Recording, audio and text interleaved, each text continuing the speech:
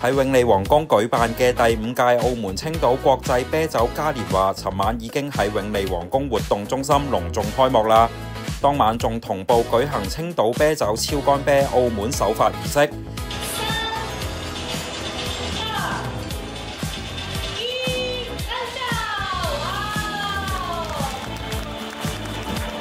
推出主打零糖、低卡、低熱量、健康理念嘅全新超乾啤，成為本屆啤酒嘉年華嘅焦點之一。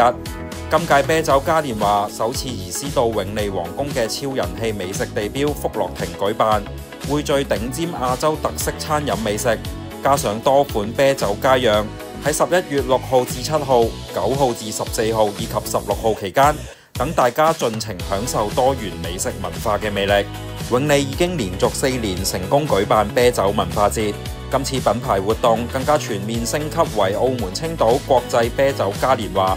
永利澳門綜合度假村市場策略營銷總裁周文如表示，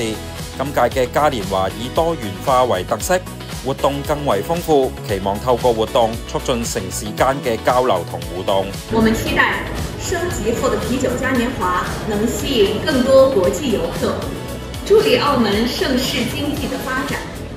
同時，我們也希望以嘉年華為平台，促進澳門與青島兩地企業之間的深入交流，創造更多合作機會，共同推動經濟繁榮與文化的融合。喺活動期間，將呈現青島啤酒9大系列，除咗今次澳門首發嘅超乾啤，仲有原漿、經典、純生、白啤、黑啤、IPA、Strong 同無醇啤酒，以及具精釀特色嘅青島啤酒混濁 IPA。